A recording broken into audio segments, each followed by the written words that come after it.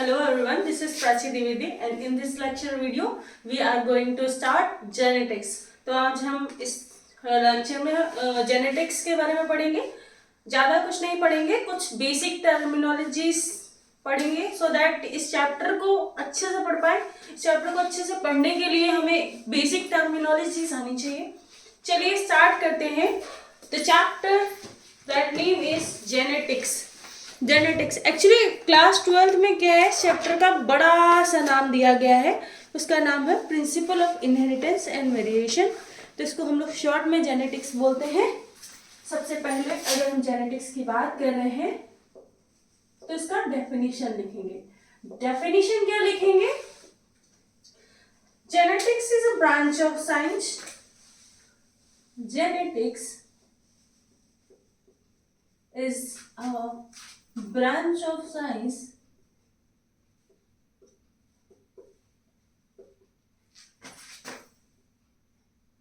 that deals with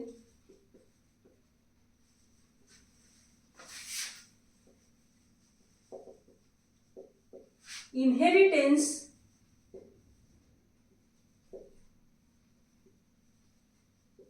and variation from one generation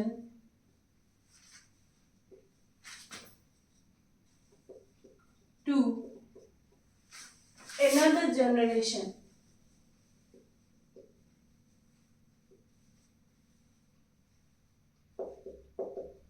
Which means कि genetics science की वो branch है जिसमें हम लोग इनहेरिटेंस और वेरिएशन की बात करते हैं, जो कि एक जनरेशन से दूसरी जनरेशन में होता है. सपोज पेरेंट्स से कुछ कैरेक्टर्स हैं जो ऑफस्प्रिंग में जाते हैं. ठीक है, पेरेंट्स से कुछ कैरेक्टर्स ऑफस्प्रिंग में जाते हैं, बट क्या पेरेंट्स जो ऑफस्प्रिंग होते हैं यानी कि जो बच्चे होते हैं वो अपने माँ बाप से एग्जैक्टली मैच करते हैं? नहीं, एग्जैक्टली मैच नहीं करते हैं. थोड़े कुछ फीचर उनके मैच करते हैं. जैसे कभी क्या होता है कि हमारे कोई रिलेटिव्स आते हैं और वो हमें हमारे बच्चों को देख करके या हमें देख करके बोलते हैं, अरे तुम तो एकदम अपने पापा के जैसे दिखते हो, अरे तुम तो एकदम अपने नाना के जैसे दिखते हो, अरे तुम एकदम अपने बाबा के जैसे दिखते हो. तो ऐसा क्यों होता है? ऐसा इसलिए होता है क्योंकि हमारे पेरेंट्स के या फिर पेरेंट्स के कैरेक्टर्स जो हैं, कुछ कैरेक्टर्स हमारे अंदर पास आउट होते हैं. ठीक है, उसी को हम लोग क्या बोलते हैं? इनहेरिटेंस बोलते हैं. मतलब वो कैरेक्टर्स जो हमें अपने पेरेंट्स से मिले हैं वही कहलाता है इनहेरिटेंस. तो हम यहाँ पे लिख सकते हैं characters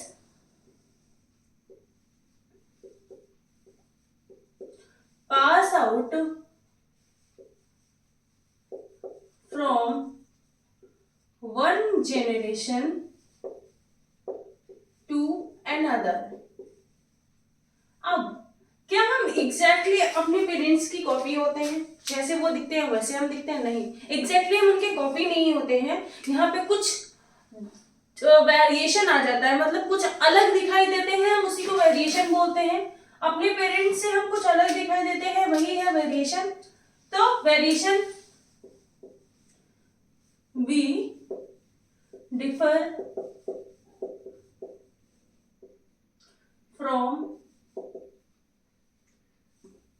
from our parents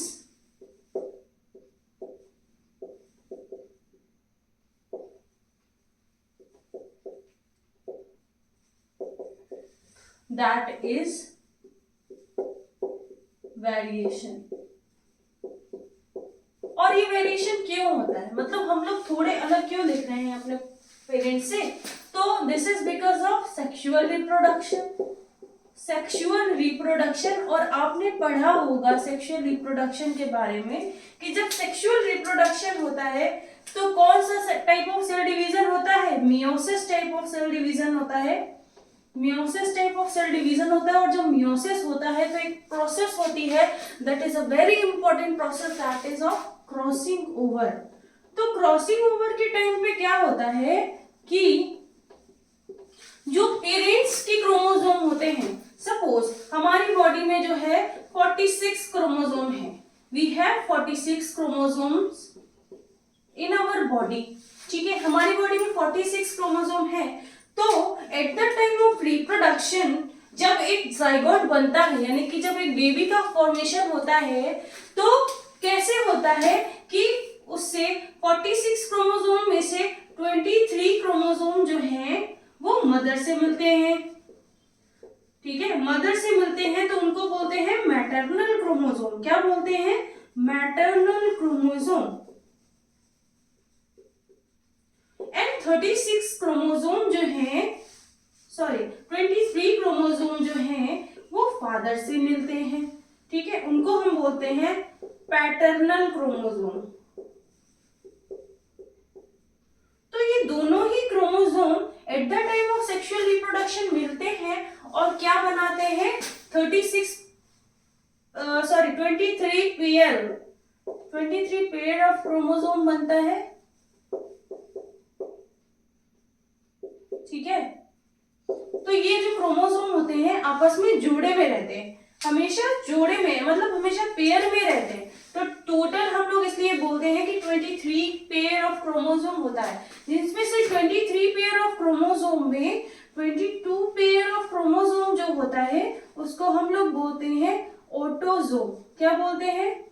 autosome. और जो 1 पेयर क्रोमोसोम होता है, 1 पेयर क्रोमोसोम जो होता है वो सेक्स क्रोमोसोम होता है। सेक्स क्रोमोसोम भी बोल सकते हैं उसको, या फिर उसको एलोसोम बोलते हैं। क्या बोलते हैं? एलोसोम बोलते हैं। यही 1 pair of chromosome sex of the child decide करता है। This 1 pair can be either, it can be XY। So XY अगर होगा तो मेल बनेगा एंड XX होगा तो फीमेल बनेगा। So this is a very basic, terminology of genetics. ठीक है, तो ये तो हमने कुछ बेसिक सी बातें सीखी। अब क्रॉसिंग ओवर में क्या होता है कि जैसे ये आधा क्रोमोसोम मदर से है, आधा क्रोमोसोम फादर से है, तो क्रॉसिंग ओवर की प्रोसेस में ये दोनों के दोनों क्रोमोसोम अगर हम लोग ऐसे बना करके इसको समझने की कोशिश करें, suppose this is of a chromosome of father. Okay, ये फादर का क्रोमोसोम है और अभी हम एक मदर का क्रोमोसोम बनाते हैं, ब्लू कलर से बना देते हैं। ब्लू कलर से हम बनाते हैं मदर का क्रोमोसोम। तो बच्चों आपने पढ़ा होगा कि eight the time of crossing over किसमें होती है? मियोसिस में, मियोसिस सेल डिवीजन। तो क्रॉसिंग ओवर सेल डिवीजन के टाइम पे ये इसका क्रोमोसोम का पार्ट जो है वो इस क्रोमोसोम में चला जाता है, इस क्रोमोसोम का थोड़ा सा पार्ट इसमें आ जाता है, तो आपस में क्या हो जाता है? मिक्सिंग हो जाता है। और मिक्सिंग की वजह से जो है कैरेक्टर जो है आपस में ब्लेंड हो जाते हैं। ठीक है, मतलब कुछ ना कुछ चेंजमेंट दिखाई दे जाता है। तो जो रिजल्ट होगा इस जो क्रॉसिंग ओवर के बाद में यहाँ पे हुआ, सपोज क्रॉसिंग ओवर, तो क्रॉसिंग ओवर के बाद में अगर हम इसी क्रोमोसोम को देखने की कोशिश करेंगे तो ये हमें कुछ इस तरीके से दिखाई देगा। ये क्रॉसिंग ओवर के बाद का क्रोमोसोम है जो कुछ इस तरीके का दिखाई दे सकता है, क्योंकि इसमें अब ब्लू पार्ट आ गया है। और इसके बाद में इस वाले का क्रोमोसोम को हम लोग ऐसे भी देख सकते हैं। लाइक अगर मैं इसे ड्रॉ करूं इस तरीके से, ये आपका ये वाला क्रोमोसोम हो गया, ये ब्लू, और क्योंकि इसमें ब्लैक का पार्ट आ गया है, सॉरी, तो यहाँ पे ब्लैक का पार्ट, ये सपोज ऑफ ब्लैक का पार्ट, तो यहाँ पे मिक्सिंग दिखाई दे रही, इसलिए हम जो है एग्जैक्टली कॉपी नहीं होते हैं अपने पेरेंट्स की। ठीक है, तो ये तो हो गया कुछ बेसिक। चलो अब अगर हमने जेनेटिक्स और वेरिएशन पढ़ना है, इनहेरिटेंस पढ़ना है, तो हमें क्या करना है कि कुछ बेसिक टर्मिनोलॉजीज को और पढ़ना पड़ेगा। ठीक है, तो बेसिक टर्मिनोलॉजी, सबसे बेसिक टर्मिनोलॉजी है जीन। तो बच्चों जीन क्या होता है? जीन क्या होता है? ठीक है, तो जीन क्या है? बेसिक यूनिट ऑफ इनहेरिटेंस है, केमिकल। अब केमिकली जीन को हम क्या बोल सकते हैं? This is the basic unit of inheritance. Basic unit of inheritance का मतलब है जीन के ही माध्यम से कैरेक्टर्स जो है one generation to another generation pass out हो गए, ठीक है। So basic unit of inheritance. और केमिकली ये क्या होता है, डीएनए होता है।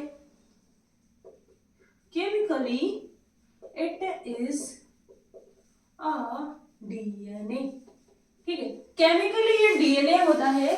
और क्या है, gene is physically located on locus of chromosome. अब now we will talk here about the location of a gene, ठीक है। सपोज ये क्रोमोसोम बनाया हुआ है, अब हम लोकेशन की बात कर लेते हैं। Location of a gene is location of a gene. तो पूरे क्रोमोसोम में हर जगह पे जीन्स प्रेजेंट नहीं होते, बट कहीं कहीं पे जीन प्रेजेंट होते हैं। सपोज ये क्रोमोसोम है और यहाँ पे एक जीन ए प्रेजेंट है और यहाँ पे जीन ये ए प्रेजेंट हो गए, और जीन हमेशा पेयर में होते हैं बच्चों, ठीक है। तो ये यहाँ पे जीन बी प्रेजेंट है, ठीक है, ये जीन बी है। तो जहां जहां पे जीन प्रेजेंट होता है पर्टिकुलर लोकेशन को, जहां पे जीन क्रोमोसोम में जहां पे जीन प्रेजेंट होता है उस पर्टिकुलर लोकेशन को हम लोग बोलते हैं लोकस। क्या बोलते हैं, लोकस बोलते हैं, ठीक है। तो इस लोकस पे ये जीन प्रेजेंट है। So this is the location of the gene. तो ये तो हो गया कुछ बेसिक टर्मिनोलॉजीज के बारे में, ठीक है।